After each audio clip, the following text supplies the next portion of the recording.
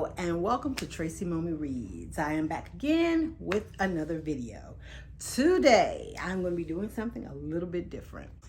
I'm going to be finally breaking down the difference the delineation between suspense, mystery, and thriller. I know I've talked on another video or a couple of videos about how I just always lump everything together if it's in one of those categories. So not only am I going to give a quick definition and talk about that, I'm going to give you 5 things that I think make a good suspense, mystery, thriller type novel. Okay, so first things first, and I pulled this off the web at a site called DIYMFA.com, and so it says that when we look at a mystery, it's a puzzle, it's something to solve, it's something to figure out. Who did what? Who committed the crime, right? The thriller piece of it is if you have, this push and pull between the protagonist and the villain. The protagonist is getting close to solving it and then they're thwarted by the villain, and there's like this cat and mouse thing happening, right? And then the suspense piece of it is the tension where you don't know who's going to win. You don't know if you're going to find out what happened, right? And having said that, I feel like for most of the books that I've lumped into that category, I did it properly, because they say that all 3 of these elements can be present in a particular book or a particular genre. You can, wrap them up. And then some, I feel like most books that are going to have a mystery definitely have to have the suspense, because you have this mystery and you have to solve it, and the suspense is there as to whether or not you're going to actually solve it. Like, are you going to figure out what's going on, who did it, that you're hanging on to the hope that you find it, right? Find the answer. The thriller part, I guess, depending on the book and the author and the pacing and everything, maybe that piece can be left out. I don't know how exciting a book would be without that push and pull and that pace and all that stuff, that nail biting, which I think the thriller piece comes in. Okay, that give you my 5 things that I think make a good thriller, mystery, suspense type book. Like, I feel like all 5 of these elements have to be present for me to be engaged or interested in a book in those genres. Okay, here we go. Number 1, at the onset of the book, I would like for the crime to take place. Is there a murder? Is there a kidnapping? Did somebody steal a precious painting? Whatever the crime is, I feel like it needs to happen at the beginning so that it kind of sets the tone and the pace of the book. What are the stakes? What are we looking for? What happened? So that we can jump into this and figure out what's going on. Okay, number 2, I like for books in that genre to be fast-paced. Every chapter needs to be bringing us closer to what we're trying to solve and figure out. I don't like books in those genres that give us a bunch of filler chapters. Okay, which brings me to number 3. I mean, you can give us backstory, give us breadcrumbs, but it needs to be fast-paced. Don't just give us filler chapters for the sake of giving us chapters. We don't need to necessarily know about, the heroine's, day, her going to the grocery store to buy squash and then picking up her kid, unless those things have something to do with the crime. Like, don't spend this whole thing she was in there slicing up the squash and making a sauce and this. What is that for? Is that something to do with how the bomb got put into place? Is she a chemist, and is the way she's cooking this squash going to make us go, she probably did that bomb because of how meticulous she is and she used that same ingredient? What is the point and the purpose? It needs to have a point and a purpose. So, okay, and number 4, I love a good twist.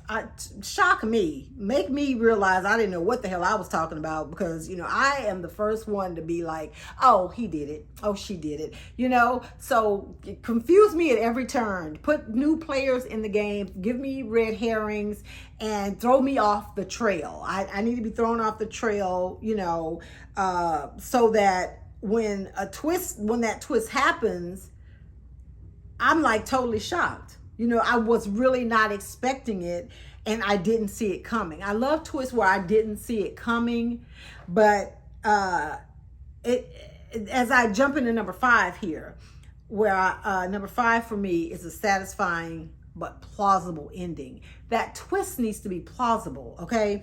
So if you are telling me that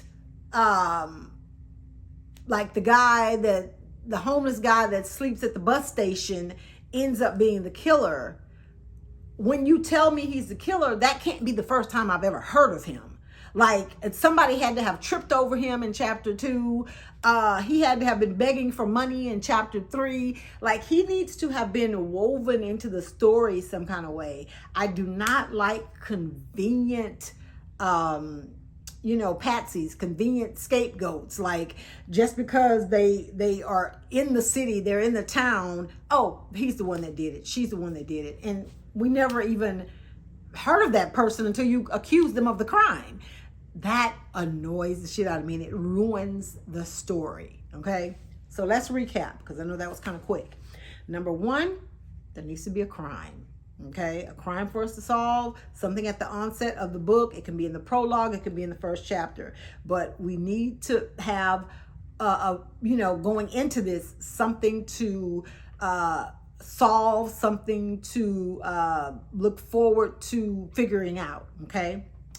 Number 2, fast paced, bringing us closer with every chapter to, a conclusion. Number 3, as you also go along, give us a little backstory and drop some breadcrumbs in there to make us feel like we have a chance at solving this thing and that it's all starting to make sense, right?